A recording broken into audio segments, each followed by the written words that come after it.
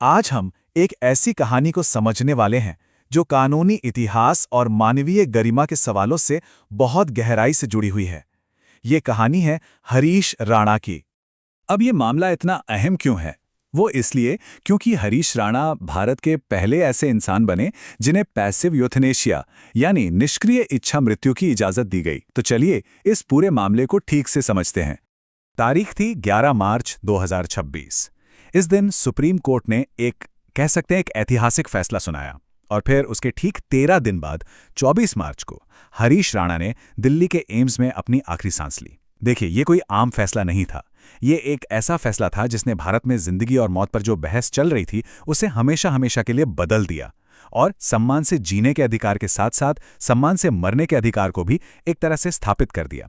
लेकिन कोर्ट के इस फैसले का जो कानूनी और सामाजिक महत्व है ना, उसको सही से समझने के लिए सबसे पहले हमें हरीश राणा की कहानी को जानना पड़ेगा। ये कहानी एक बहुत ही दुखद हादसे से शुरू होती है। एक ऐसा हादसा जिसने 13 साल लंबे दर्दनाक सफर की नींव रखी। तो बात है साल 2013 की। रक्षाबंधन का दिन था।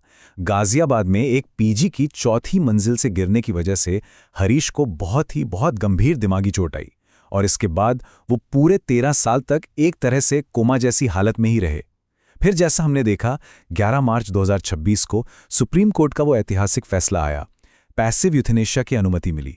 24 मार्च को उनका निधन हो गया और फिर अगले ही दिन दिल्ली के ग्रीन पार्क शमशान घाट में उनका अंतिम संस्कार किया गया। तो ये सिर्फ एक लीगल केस नहीं था, बिल्कुल नहीं। ये एक परिवार का पूरे 13 साल का संघर्ष था। हरीश और उनके परिवार ने जो फिजिकल और इमोशनल दर्द झेला, सच कहें तो उसकी कल्पना करना भी बहुत मुश्किल है। 13 साल, जरा सोचिए इस नंबर के बारे में।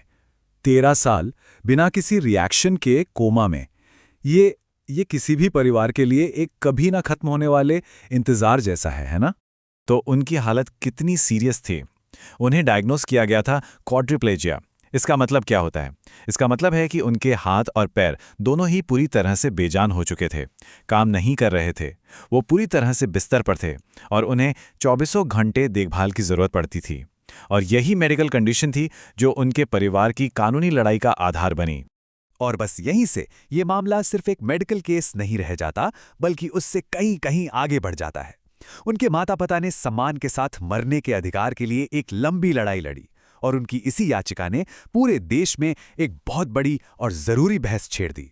तो सवाल उठता है कि ये पैसिव यूथनेशिया है क्या चीज और ये एक्टिव यूथनेशिया से अलग कैसे है? इसको समझना बहुत जरूरी है क्योंकि यही तो इस पूरे केस का कानूनी आधार था। देखिए, पैसिव यूथनेशिया का मतलब होता है जो लाइफ सपोर्ट सिस्टम है, जैसे वेंटिलेटर, उसे हटा लेना और फिर कुदरत को अपना काम करने देना। इसमें बाहर से कुछ देकर मौत को तेज नहीं किया जाता। जबकि इसके ठीक उलट एक्टिव यूथनेशिया में जानबूझकर कोई ऐसी दवा दी जाती है जिससे मरीज की मौत हो जाए। और हाँ, ये भारत में गैर कानूनी है। हरीश राणा के केस में इसी छोटे से लेकिन बहुत ही जरूरी फर्क पर सारी बहस टिकी थी। लेकिन हरीश के निधन के साथ ये कहानी खत्म नहीं होती, बल्कि इसका एक और बहुत ही इमोशनल चैप्टर सामने आता है। इतने गहरे दुख के पल में भी उनके परिवार ने एक ऐसी मिसाल कायम की जो वाकई असाधारण थी। एम्स की पैलिएटिव केयर यूनिट में जब हरीश ने आखिरी सांस ली, उसके बाद परिवार ने अंगदान का एक बहुत बड़ा फैसला लिया। उनके हार्ट वॉल्व और कॉर्निया डोनेट कर दिए गए और इस फैसले से कई और लोगों को एक नई जिंदगी का मौका मिला।